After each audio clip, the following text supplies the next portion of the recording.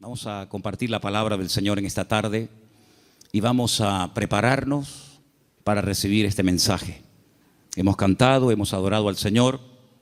Ahora es un momento especial donde queremos aprender de la palabra de Dios.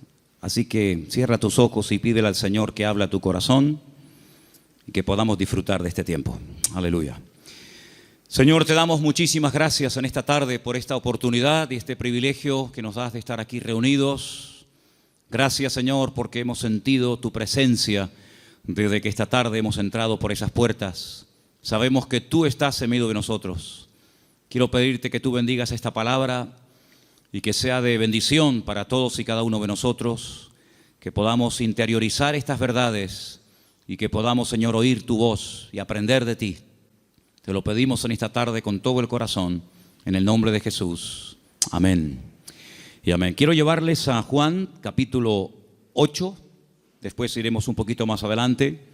Concretamente quiero leerles el versículo 32. Los niños sí pueden pasar a sus clases, por favor, a las clases de la escuela dominical. Muy bien. Las maestras de escuela dominical me pidieron que ya comencemos a preparar más salones para los niños, porque gracias al Señor tenemos un problema para meter a más niños. Así que después vamos a tener una reunión a ver dónde metemos a tantos chicos. Juan capítulo 8, verso 32 es un versículo que todos ustedes, si se han fijado, lo tienen ya que saber de memoria, porque justamente lo tenemos aquí arriba. Conoceréis la verdad y la verdad os hará libres. ¿Lo decimos juntos? Conoceréis la verdad y la verdad os hará libres. Nos vamos a San Juan, capítulo 18, del versículo 36 en adelante. Juan 18, 36. Respondió Jesús: mi reino no es de este mundo. Si mi reino fuera de este mundo, mis servidores pelearían para que yo no fuera entregado a los judíos. Pero mi reino no es de este mundo. Le dijo entonces Pilato: ¿luego tú eres rey? Respondió Jesús: tú dices que yo soy rey. Yo para esto he nacido y para esto he venido al mundo, para dar testimonio a la verdad. Todo aquel que es de la verdad, oye mi voz. Escuchen la pregunta de Pilato ahora. Le dice Pilato: ¿qué es la verdad? Y cuando hubo dicho esto, salió otra vez a los judíos y les dijo: yo no hallo en él ningún delito. Qué pregunta tan interesante. ¿Qué es la verdad? ¿Dónde puedo encontrarla? Una autoridad romana haciéndole semejante pregunta al Señor Jesucristo. Desde el principio de los tiempos, si ustedes comienzan a leer la Biblia con detenimiento, se van a dar cuenta de que Dios siempre ha querido compartir verdades con el hombre. Dios siempre ha querido bendecir a la humanidad, siempre. Y todo lo que Dios ha ido enseñando y compartiendo y transmitiendo a lo largo de los tiempos es para que el hombre conozca las verdades, los principios de Dios, los principios del reino de Dios, a través de los cuales Dios se da a conocer y Dios se manifiesta y Dios opera en la vida de los seres humanos. Pero toda la verdad de Dios no fue revelada de golpe, sino que podemos decir en cierto sentido que la verdad de Dios, las verdades de Dios, fueron reveladas progresivamente. Adán no tenía todas las verdades, Abraham tampoco las tenía, ni David, sino que fue algo que Dios fue manifestando con el paso del tiempo. Ahora, hay un momento puntual en la historia en el cual Dios, a través de un hombre llamado Moisés, decide dar, permítame la palabra, un gran paquete de verdades para que él a su vez se las transmita al pueblo de Israel. Y ese paquete de verdades, ese montón de grandes enseñanzas e instrucciones verídicas de parte de Dios, la conocemos con el nombre de la Torá, o la ley de Moisés, el Jumash, el Pentateuco, los primeros 5 libros de la Biblia.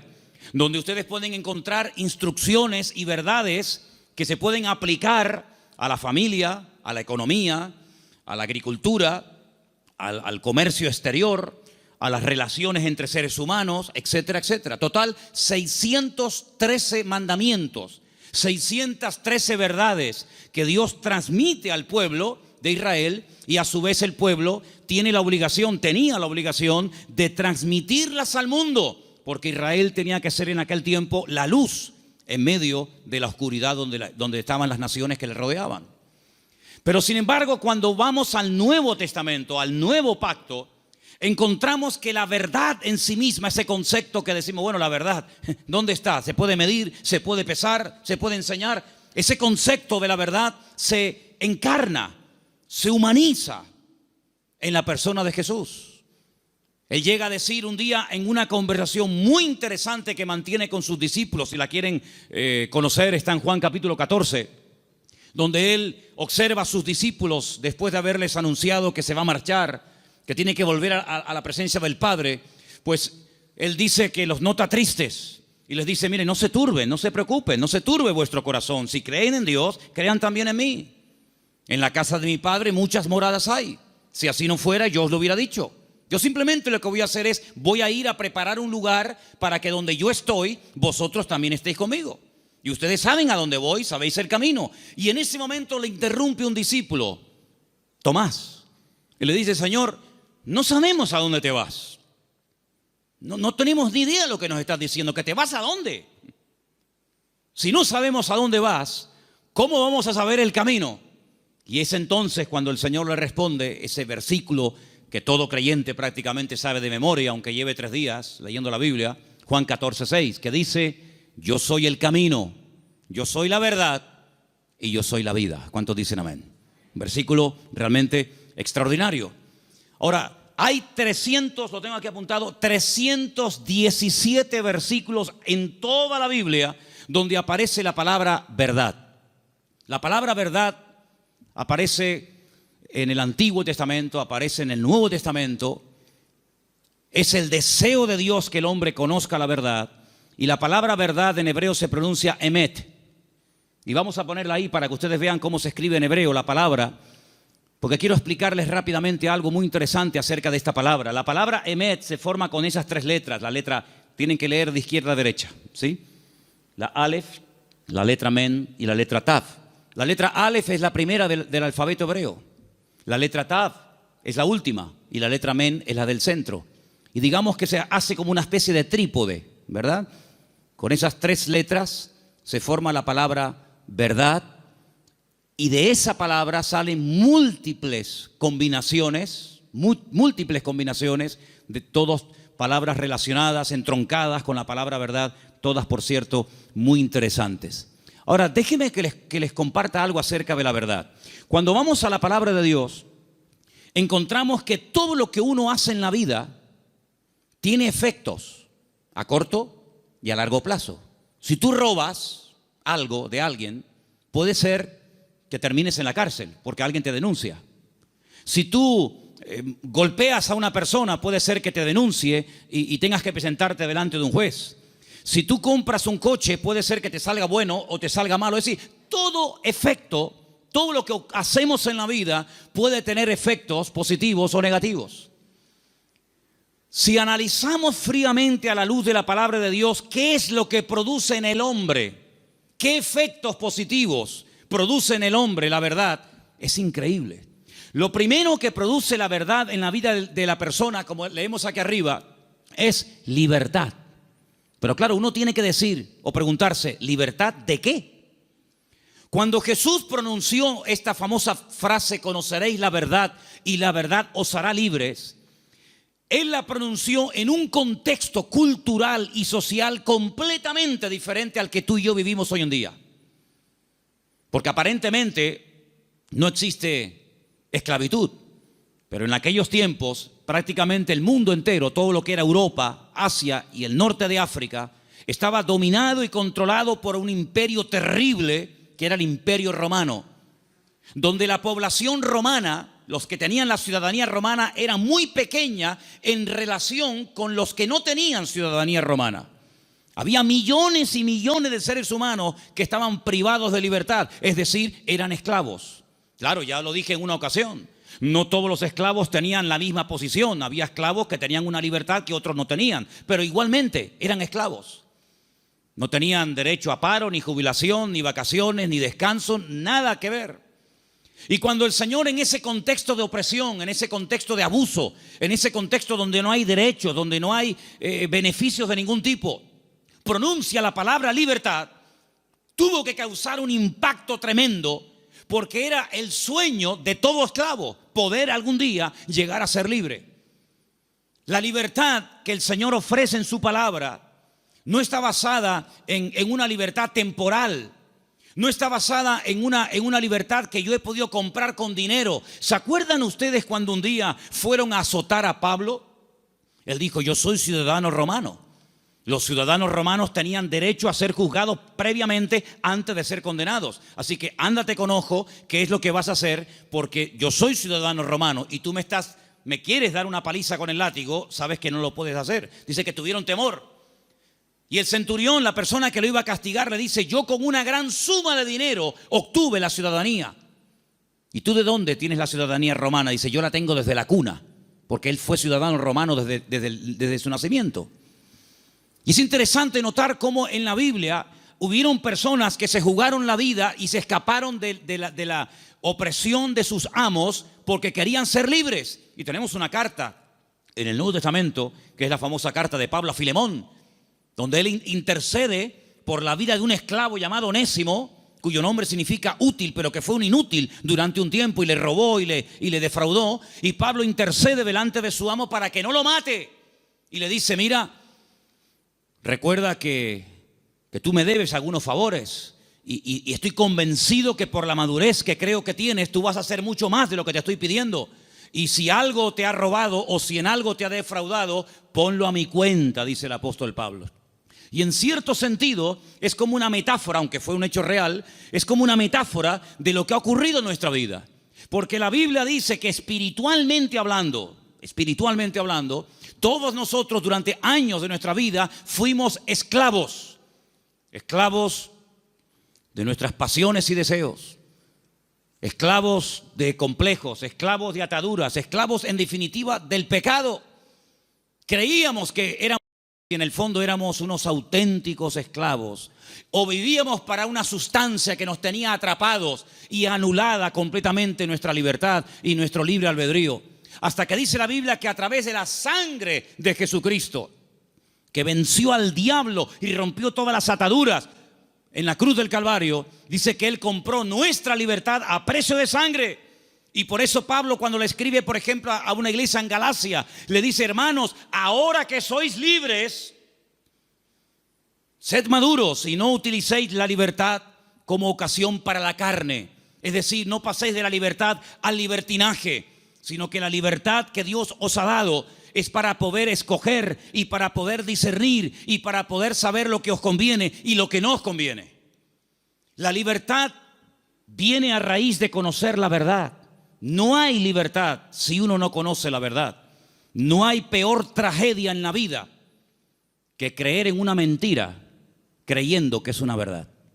¿Cuántas personas se inmolan cada día en el mundo y son capaces de explotarse y morir matando a otros seres humanos porque creen en la gran mentira de que si hacen eso inmediatamente llegarán al paraíso donde lo están esperando no sé cuántas mujeres vírgenes?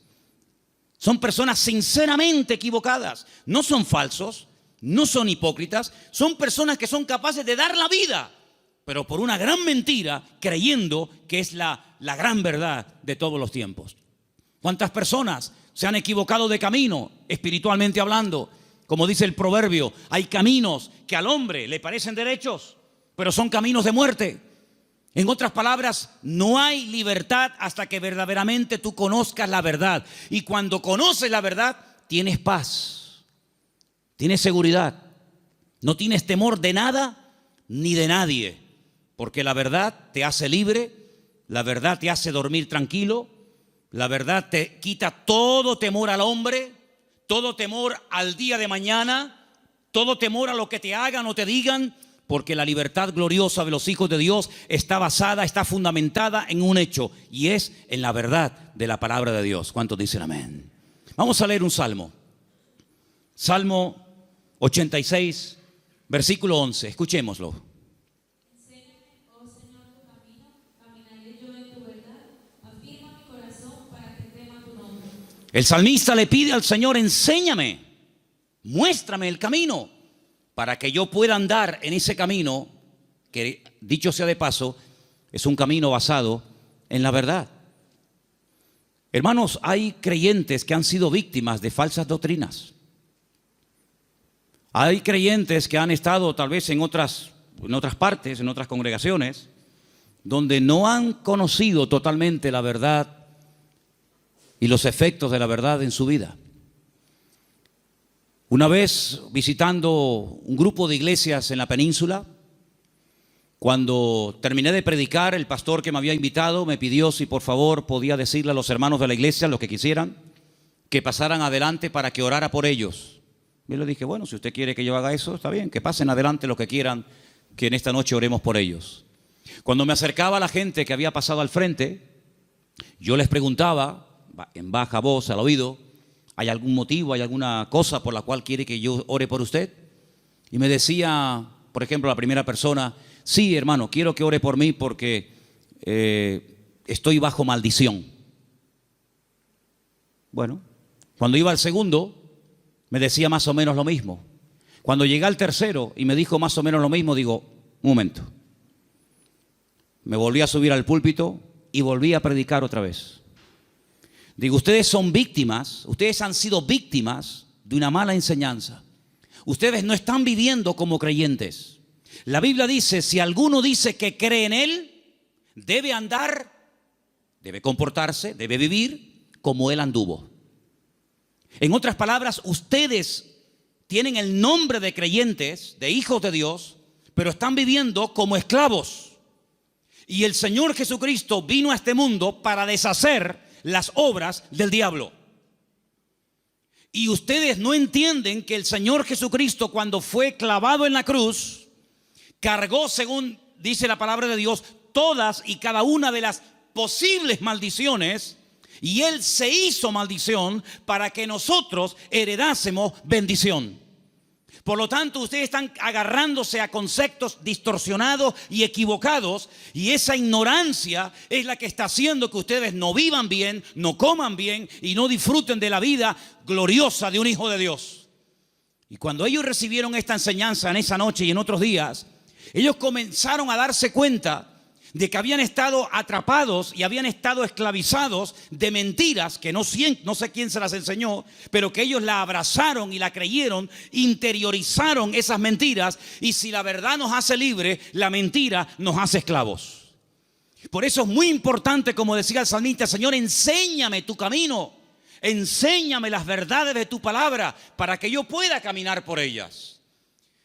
Leía en el día de hoy un libro que a mí sinceramente me apasiona, es uno de mis libros favoritos de lo que llamamos el Antiguo Testamento, el libro de Daniel. Hay un momento en el que Daniel ora al Señor pidiendo perdón por los pecados de la nación, sabiendo que el tiempo de la liberación del cautiverio en Babilonia se ha cumplido. Y hay un momento en el que él ora y dice las siguientes palabras. Escúchenlas por favor del libro de Daniel, después les digo dónde estamos leyendo.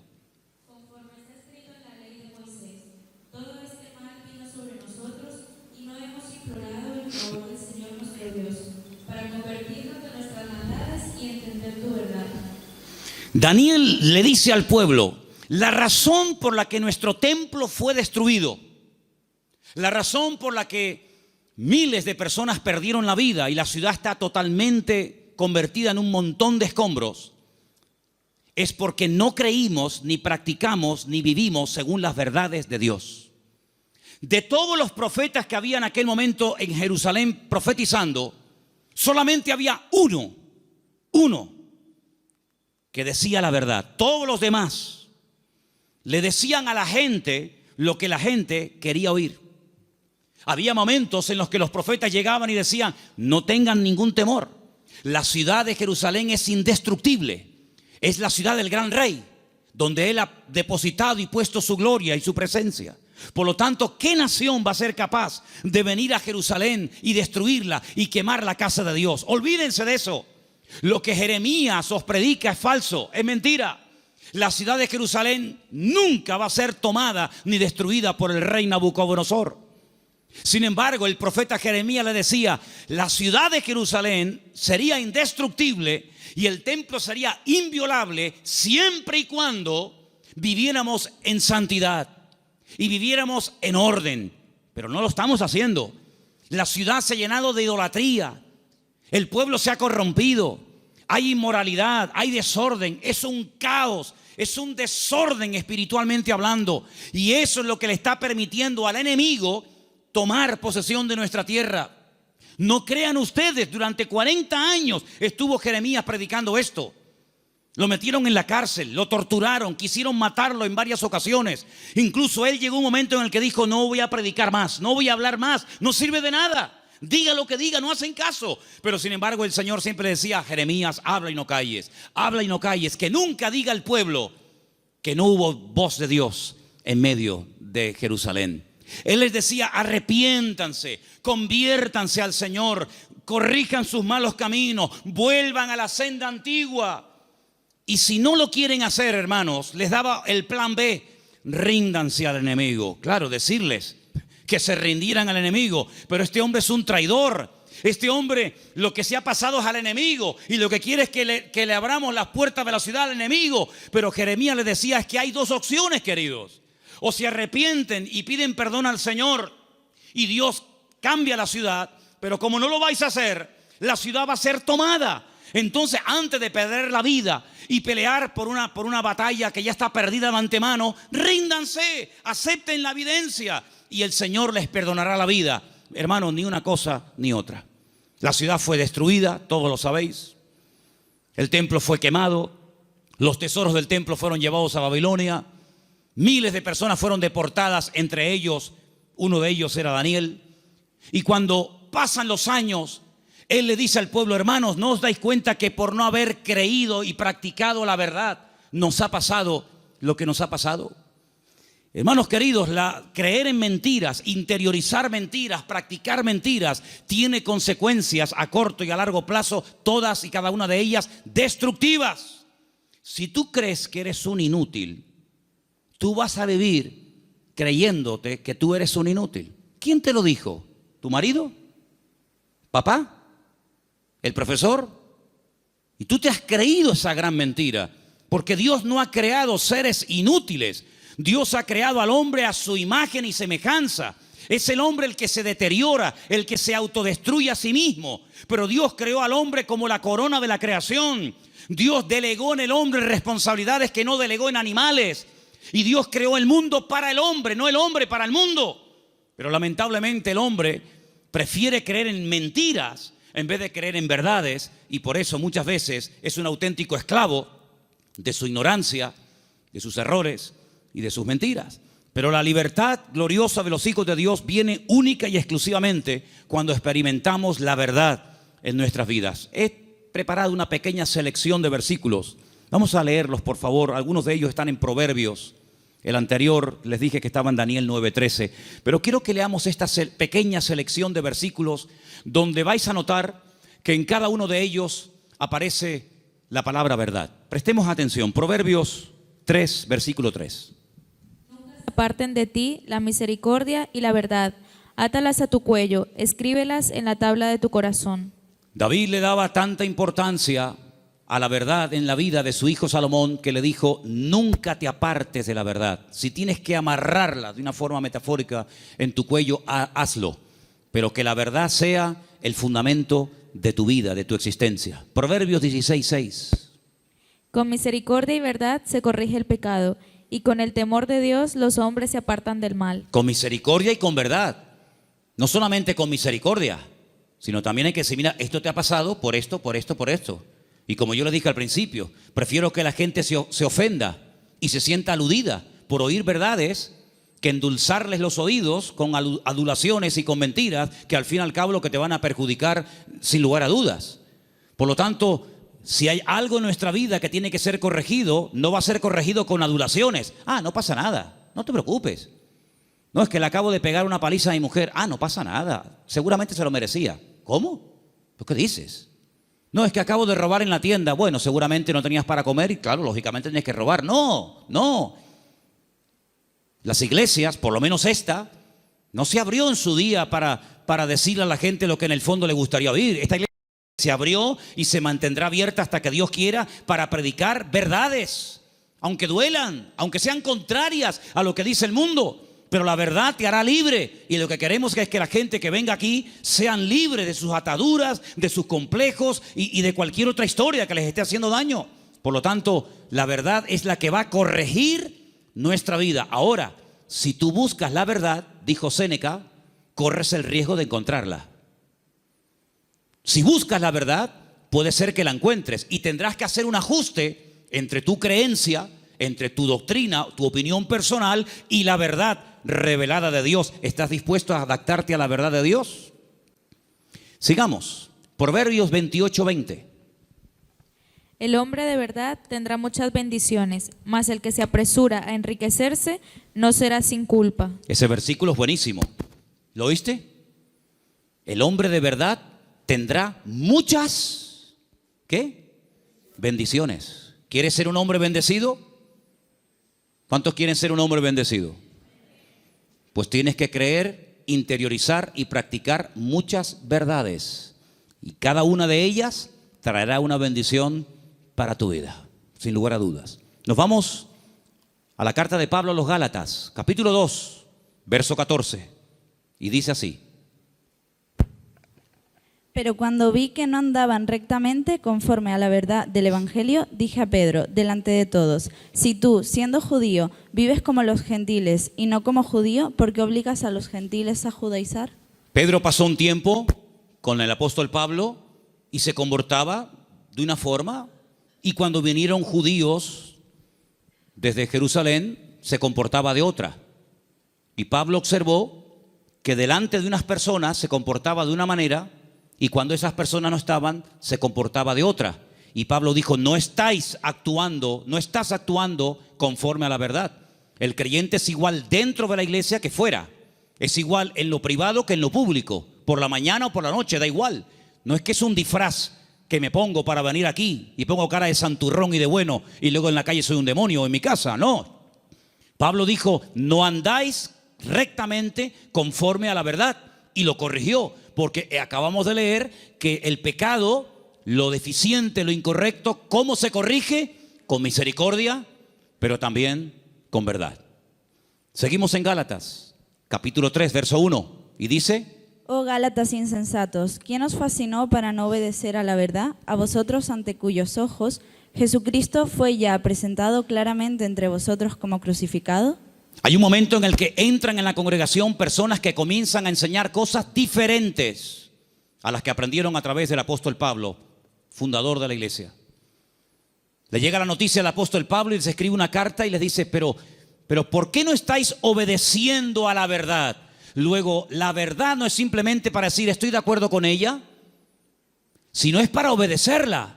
Es decir, por eso dije antes, no me diga amén y después hace otra cosa. Porque el daño se lo va a hacer usted. A mí no me va a producir ningún daño. El que usted diga a una cosa que yo predico amén y que luego no la practique, a mí no me va a perjudicar lo más mínimo. Pero cuando usted le manda al cerebro una orden, cuando el cerebro con su boca oye una cosa, usted con su boca dice una cosa, pero luego hace otra, está demostrado científicamente, créame esto, hermano. Cuando usted con sus palabras dice una cosa, pero hace otra, usted está enfermando su mente. ¿Qué le parece? Últimamente se han hecho experimentos en este sentido y se han preguntado muchos médicos y muchos doctores y muchos científicos ¿cómo es posible que haya gente que aparentemente le tiene que ir bien en la vida, que tienen buenos trabajos, buenos coches, buena ropa, buena casa, etcétera, etcétera, y están como perturbados, están como hay un conflicto en su mente? Y llegaron a la conclusión de que cuando una persona con la boca dice una cosa pero luego hace otra, está envenenando su cerebro. Así que mejor es estar con la boca cerrada que decir estoy de acuerdo, amén, voy a hacer esto, y luego estás haciendo todo lo contrario, te estás perjudicando. Así es que el apóstol Pablo dice, ¿por qué no estáis obedeciendo a la verdad? Porque la verdad no es para que digáis, ay, qué bonita. La verdad es para obedecerla. Y cuando se interioriza y se obedece a la verdad, automáticamente trae el fruto de paz, de seguridad, de libertad, etcétera, etcétera. Vamos a 2 de Timoteo 2:15. Otro texto, por cierto, muy interesante, que dice así. Procura con diligencia presentarte a Dios aprobado, como obrero que no tiene de qué avergonzarse, que usa bien la palabra de verdad. Que usa bien. Hay gente que conoce la palabra, pero la tergiversan, la manipulan, quitan parte del versículo o añaden cosas que no dice la Escritura. Y te dice, oye, ¿cómo saben esta gente la palabra? ¿Cómo la conocen? No, la manipulan. Y uno de los peores pecados que podemos hacer es amañar, manipular la Escritura para enseñar medias verdades. Yo dije en una ocasión, y lo vuelvo a repetir hoy, que cuando en la vida de un creyente viene una enseñanza, un mensaje que está basado en mentiras, automáticamente la persona, por la experiencia, por el discernimiento espiritual o por el conocimiento, aunque sea mínimo, de la Escritura, automáticamente lo descarta, porque dice, eso no es verdad, eso es mentira. Si una persona viene y te da un mensaje basado puramente en la verdad, todo es verdad desde el principio hasta el final, no hay ningún problema, no hay que cuestionar nada porque reconoces que es la verdad. El problema está cuando se mezclan verdades con mentiras. Y hay que tener mucho discernimiento espiritual, mucha experiencia y mucho conocimiento de la palabra para saber dónde cortar, dónde separar la verdad de la mentira. Hermanos, el Señor Jesucristo dijo una vez a los discípulos y por lo tanto a todos y a cada uno de nosotros en el día de hoy: os conviene que yo me vaya, porque si yo no me fuese, el Consolador no vendría. Pero si yo me voy, yo le rogaré a mi Padre para que os envíe el Consolador para que esté con vosotros para siempre. Es decir, que lo que ustedes pueden entender que es una desgracia y una tragedia, va a ser un beneficio para vosotros. Porque si yo no me voy, ninguno de vosotros podría tener el espíritu que yo he tenido durante estos años de mi vida. Pero yo lo enviaré, yo le rogaré al Padre para que os envíe al Consolador y esté con vosotros para siempre. Y dice, Él tomará de lo mío y Él os lo hará saber. Número 2, Él os recordará todas las cosas que yo os he enseñado. Número 3, Él convencerá al mundo de pecado, de justicia y de juicio. Y dice algo muy interesante y lo he dejado para el final. Y Él os guiará a toda la verdad. ¿Cuántos dicen amén? La verdad no es una lotería que unos la descubrieron y otros tantos nunca supieron cuál era. La verdad tiene nombre y se humanó y se encarnó en la figura de nuestro Señor Jesucristo. Por eso Él declaró categóricamente: yo soy el camino, la verdad y la vida. Pero el versículo no termina ahí. El versículo añade la siguiente frase: y nadie va a ir al Padre sino solamente a través de mí. ¿Cuántos dicen amén? Jesús no es una verdad.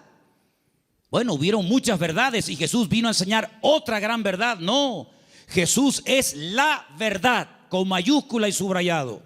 No hay 1000 verdades y cada uno escoge la suya. No, Señor.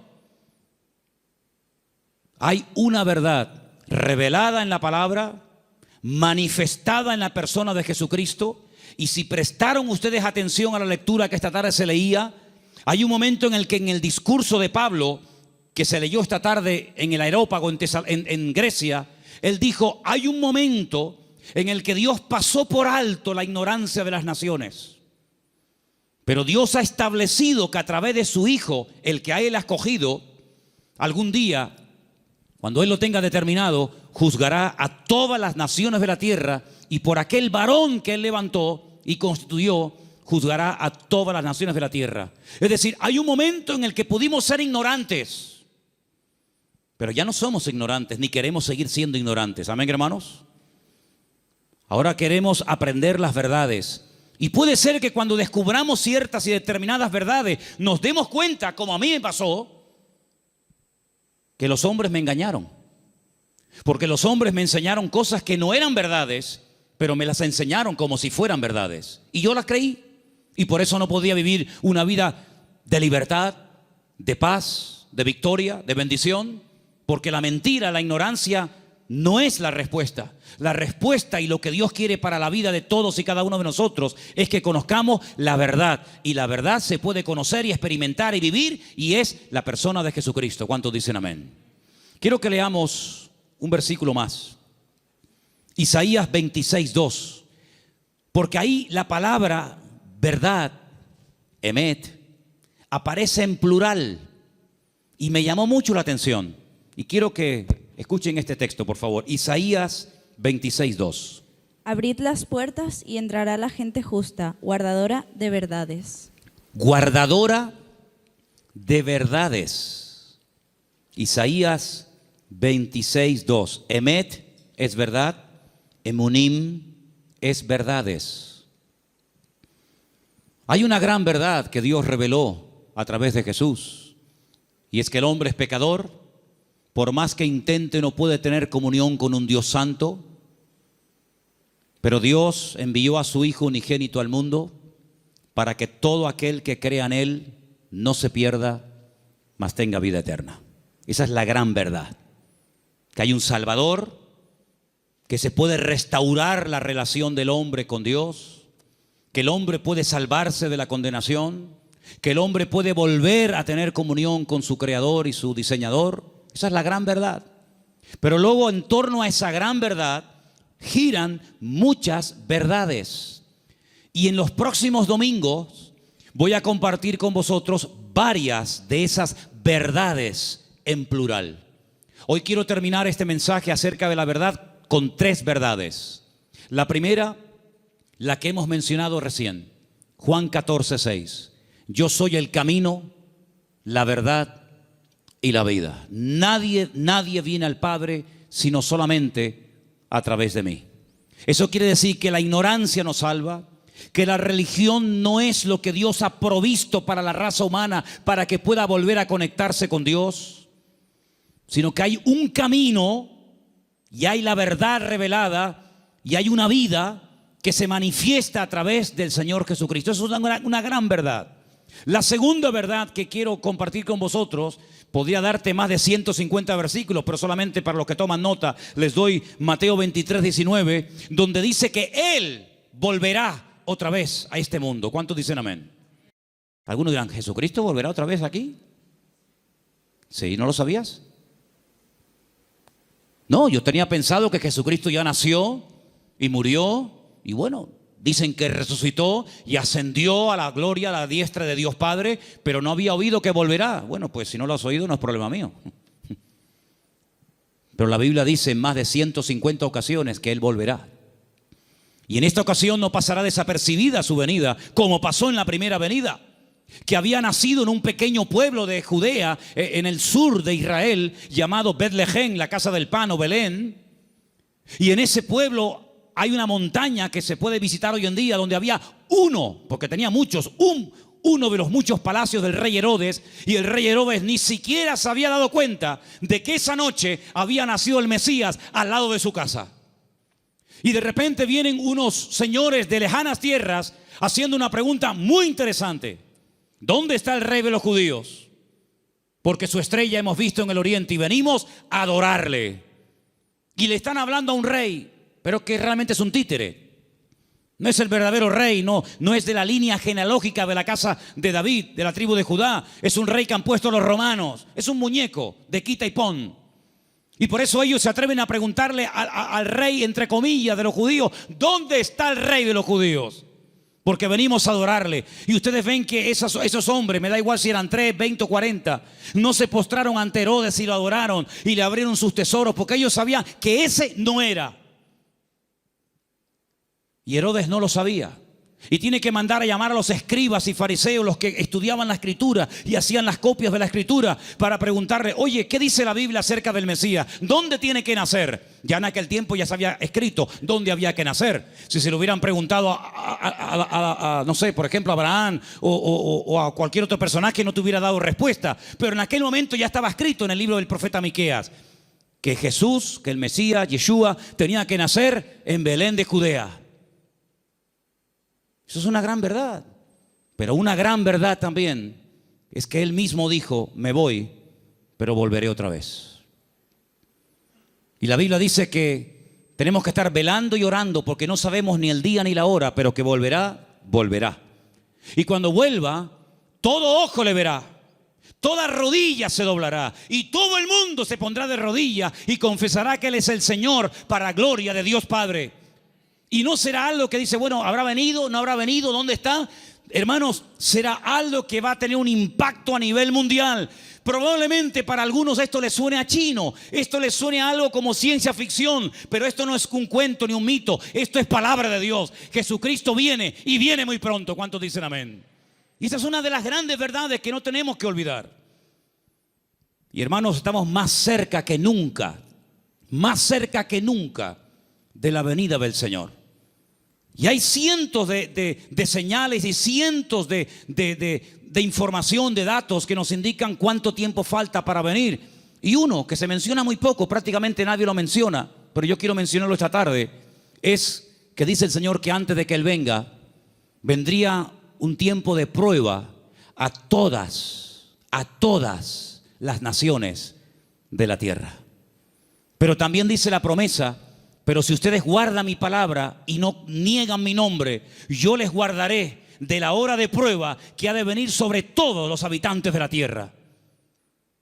Y estamos viendo naciones tremendamente ricas que están en la más absoluta miseria.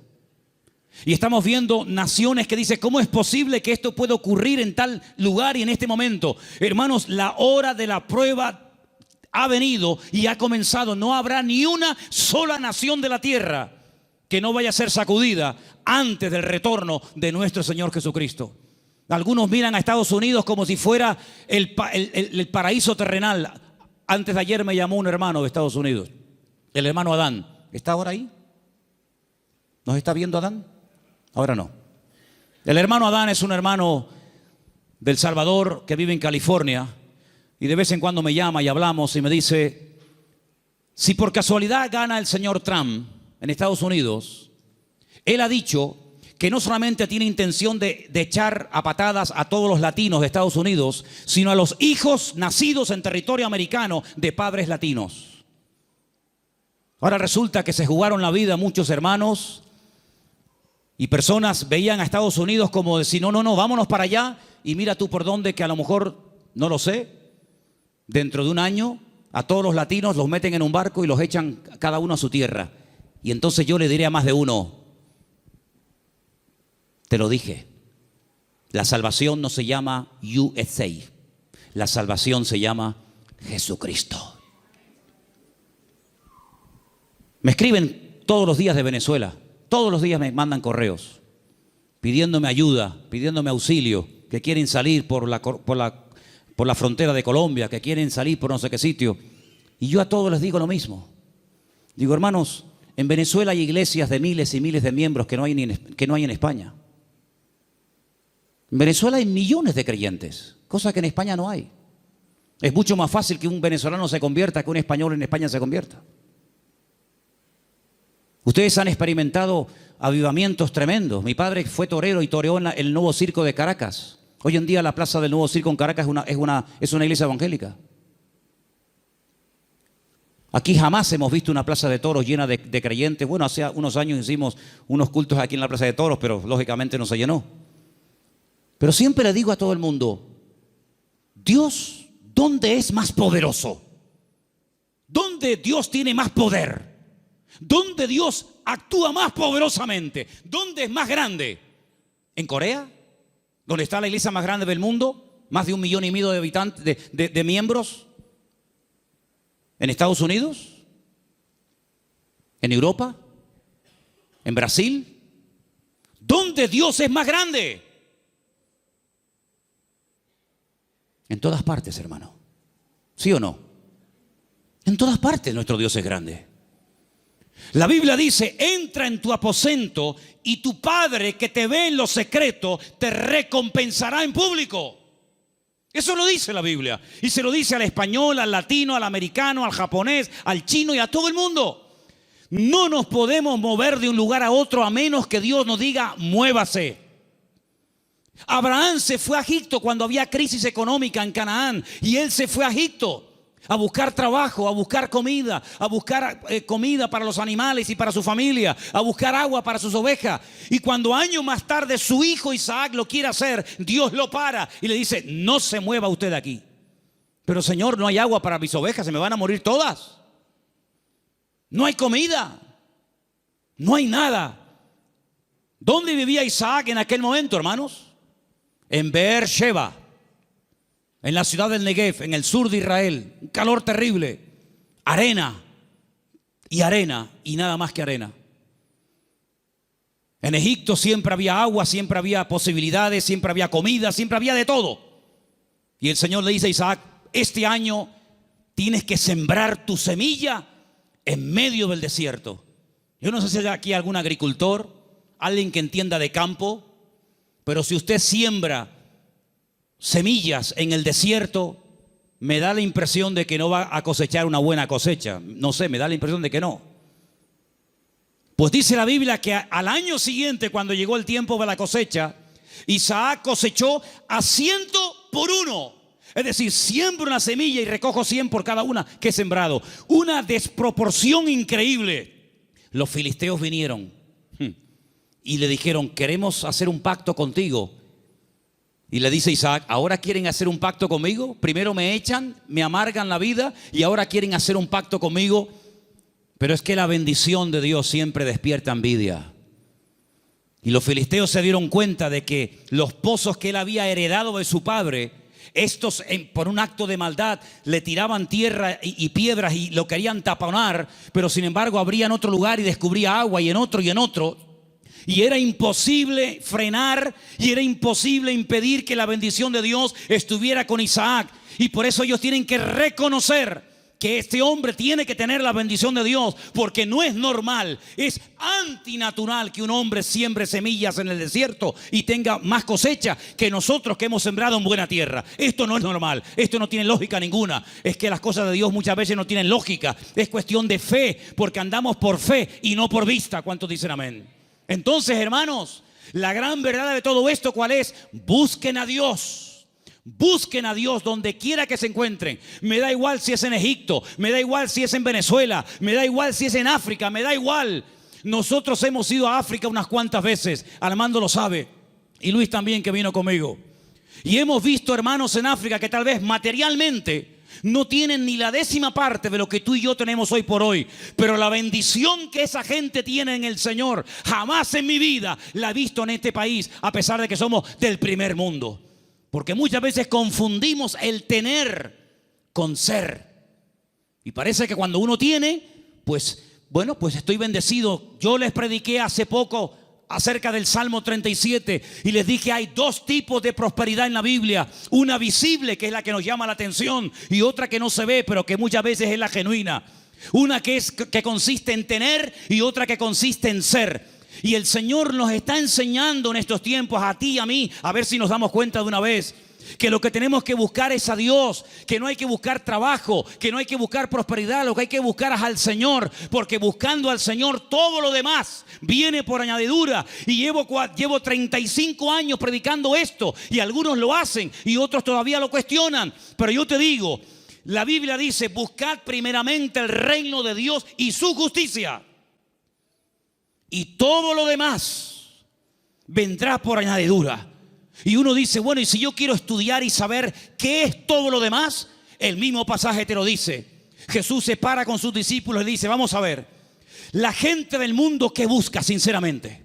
La gente que no se congrega, ¿qué es lo que buscan? Bueno, pues buscan un buen trabajo para tener una buena casa, un buen coche si puede ser, buena ropa, poder viajar y tener vacaciones, y si me puedo comprar el ordenador de último modelo me lo compro, y si puedo. Esa es la meta de la gente del mundo, tener cosas a través de su esfuerzo de trabajo. Muy bien. Dice, pero vosotros no podéis vivir así. Ustedes lo que tienen que hacer es no preocuparse por qué voy a comer mañana. No preocuparse por lo que me voy a poner mañana de ropa. Ese estilo de vida es el estilo de vida de los gentiles, de los que no me conocen a mí. ¿Es que acaso ustedes no se dan cuenta que los pájaros no siembran ni guardan en graneros? ¿Y vuestro Padre Celestial los alimenta? ¿No os habéis dado cuenta de eso? Todo lo que Dios pone a nuestro alrededor es una enseñanza objetiva. Si no lo ves a Dios en el amanecer, lo ves en el atardecer. Si no en la luna llena o en la luna menguante. O lo ves en el canto del pájaro, en la ola. O en todas partes puedes ver a Dios si lo quieres ver. Si no lo quieres ver, no lo vas a ver a medio centímetro de tu cuerpo. Por lo tanto, el Señor dice, mire, los árboles, los pájaros no siembran ni ciegan y Dios los alimenta. ¿Cuánto más a vosotros, hombres de poca fe? ¿Qué reprimenda les está echando el Señor? ¿Qué te crees, que por trabajar más vas a ganar más? Tú vas a ganar lo que Dios quiere que ganes. Ni un centavo más, ni un centavo menos. Ya es tiempo de dejarle a Dios que organice nuestro tiempo, que organice nuestro presente, que organice nuestro futuro. Es tiempo de que te comportes como un cristiano. Y un cristiano depende del Señor absolutamente para todo. Desde el aire que respira, desde el agua que toma, de la comida que come, absolutamente para todo. Para que Dios sea glorificado en cada una de las cosas. Esa es la vida que Cristo nos enseña. Y por eso muchas veces me han preguntado, Manolo, ¿por qué en la Biblia se veía tantos milagros con los cristianos? Y hoy en día apenas se ven milagros. Digo, claro, es lógico, hermano. ¿Cómo eran los cristianos del siglo I? Abnegados. Lo primero era la obra de Dios. Dice el libro de los Hechos. Yo no lo he escrito, por eso tengo toda la libertad del mundo para decir esto. Porque si yo lo hubiera escrito, parece que como que estoy defendiendo mis argumentos. Y yo estoy aquí arriba esta tarde defendiendo los argumentos de la palabra de Dios, no los míos. Y dice la Biblia que en la iglesia primitiva no había necesitados. No había hermanos con necesidad económica, ni uno. ¿Y qué hacían? ¿Qué hacían? ¿Cómo se lo montaba esa gente? Dice que los que tenían propiedades las vendían. Lo ponían el precio de lo vendido a los pies de los apóstoles. Y se repartía a todos según la necesidad que hubiera. Yo nunca he visto eso. Yo jamás en mi vida he visto eso. Que la gente se desprenda de su patrimonio para ayudar a hermanos que no tienen para comer o para pagar la luz. Yo nunca en mi vida he visto eso. Por eso en la iglesia primitiva se veían cosas que hoy en día no se ven. Dios no ha cambiado. El evangelio no ha cambiado. Las verdades de Dios son inmutables. Pero he guardado para el final un versículo que fue el versículo que yo utilicé el día 31 de mayo de 1981, cuando a las 6 de la tarde en la calle Galileo 40 en Las Palmas de Gran Canaria yo me graduaba después de 3 años en el seminario. Este fue el texto que yo usé esa tarde cuando yo predicaba y se encuentra en Números 23, 19. Quiero que me lo pongas ahí para que lo leamos todos juntos. Ese fue el texto del primer mensaje que yo prediqué cuando me gradué de aquel seminario. Y al día siguiente, en junio, ya estaba aquí viviendo en Tenerife con 19 años de edad. Ya ha llovido algo. Dios no es hombre para que mienta, ni hijo de hombre para que se arrepienta. Él dijo y no hará, habló y no ejecutará. Quiero oírles, hermanos, léalo conmigo. Dios no es hombre para que mienta, ni hijo de hombre para que se arrepienta. Él dijo y no hará, habló y no ejecutará. Números 23, 19. Hay algo que Dios no puede hacer. ¿Saben lo que es? Mentir. Dios no puede mentir, porque Dios es veraz. No puede decir mentiras. ¿Tú dices mentiras? ¿Has dicho mentiras? Claro que sí, y yo también. Pero Dios no puede mentir. ¿Sabes la seguridad que nos da a nosotros hoy en el siglo XXI? Saber que el Dios que tenemos no miente. Es impresionante. Eso quiere decir que si Él dijo en su palabra que estará conmigo todos los días, estará conmigo todos los días. Eso quiere decir que nada me faltará si yo estoy en la mano del Señor y dependo totalmente del Señor. Eso quiere decir que cuando yo oro, Él me oye. Y si me oye, sabemos que tenemos las peticiones que le hayamos hecho. Eso quiere decir que cada noche cuando me voy a dormir a mi casa, el Señor manda ángeles para que protejan mis sueños y me protejan de todo peligro y de todo mal. Eso quiere decir que si yo me enfermo, Él me sanará, porque el Señor es mi sanador. En otras palabras, más de 8,000 y pico de promesas en la Biblia no son cuentos, no son engaños, no son caramelos que te lo ponen en la boca y cuando lo quieres probar te lo quitan. Eso quiere decir que el que busca halla. Es verdad eso, hermanos. El que llama se le abrirá y el que pide recibe. Eso quiere decir que puedes ser libre de la droga, del alcohol, del sexo, de la lujuria, de la pornografía, de los complejos, de las enfermedades mentales, psicológicas y de todo lo que te puedas imaginar. ¿Por qué? Porque el Señor dice, conoceréis la verdad y la verdad os hará libres. Si Dios no miente, eso quiere decir que esta noche Él está aquí entre nosotros. ¿Sí o no? Si Dios no miente, eso quiere decir que cuando a mí me metan en la caja, pasaré directamente a estar en la presencia de mi Señor. Si el Señor no miente, cosa que creo que no miente, quiere decir de que nunca jamás seremos cola, sino siempre seremos cabeza. Y podremos ir de victoria en victoria y de gloria en gloria y de triunfo en triunfo y de bendición en bendición, porque es lo que Dios dice en su palabra y lo que Él promete se cumple. ¿Cuántos dicen amén? Hoy en día, ¿quién no ha comentado en algún momento? Los políticos, por favor, todos dicen mentiras. Hace años no se hablaba así. Hace años los programas más vistos en televisión, ¿cuáles eran? Las tertulias que tenían que ver con algo de política. Ya mucha gente hoy en día está diciendo, yo no voy a votar, yo no voy a votar. Y el otro lo dice, y el otro, y el otro. ¿Y para qué? Porque la gente sabe que se han acostumbrado a mentir. Y vivimos en un mundo rodeado de grandes mentiras. Pero sin embargo nosotros tenemos un privilegio, y es que hemos conocido la verdad. Y por eso la verdad nos hace libres. ¿Cuántos dicen amén? Aproveche esa libertad. ¿Para qué? Para servir a Dios.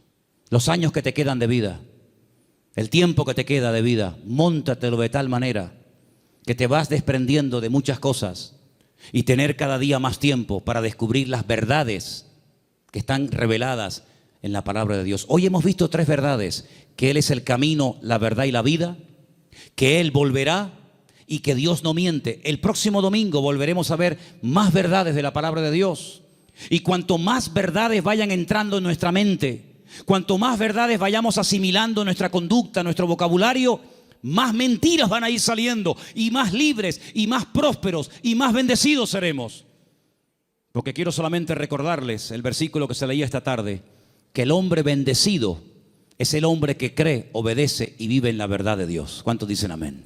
Cierra tus ojos ahí donde estás. Pídele al Señor que te revele sus verdades.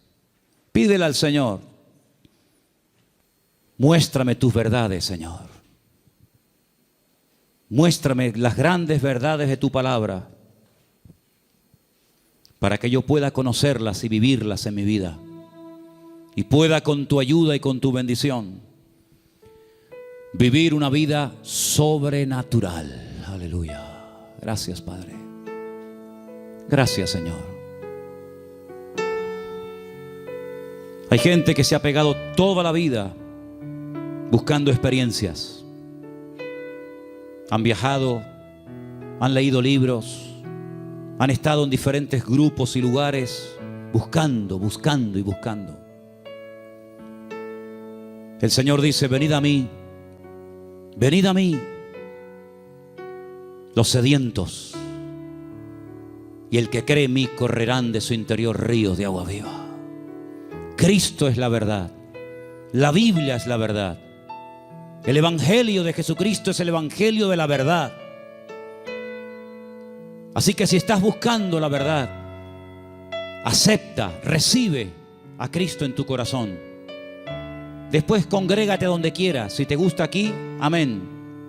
Si quieres ir más allá, donde tú quieras. Solamente te pido que si en esta tarde hay alguien entre nosotros buscando la verdad se llama Jesús.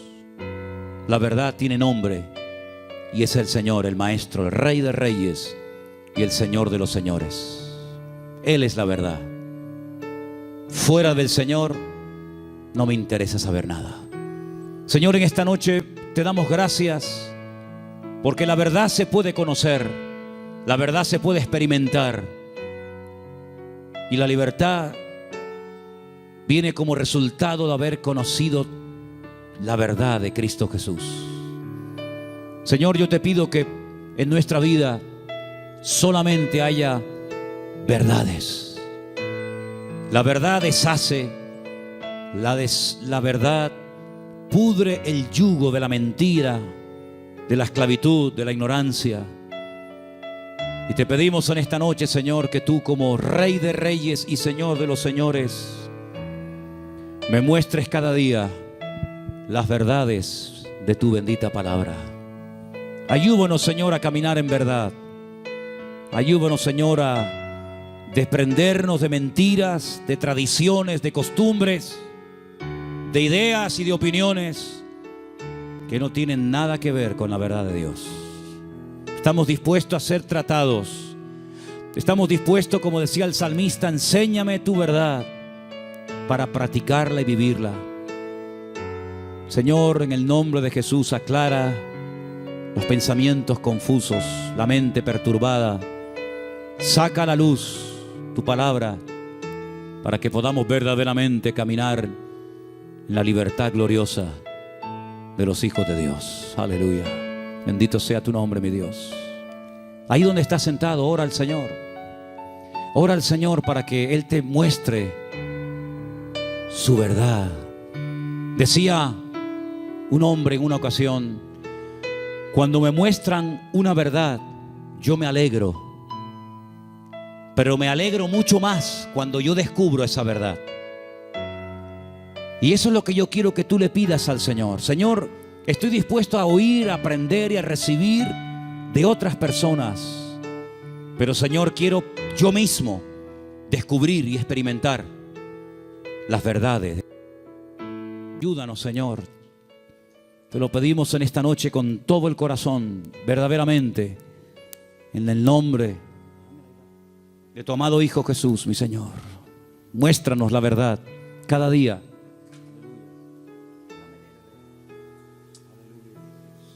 Te adoramos en esta tarde, Señor. Quiero que ores por la persona que está a tu lado. Si es conocido, tu marido, tu esposa, un hermano, no sé. Tómalo por la mano. Quiero que hagas una oración por él.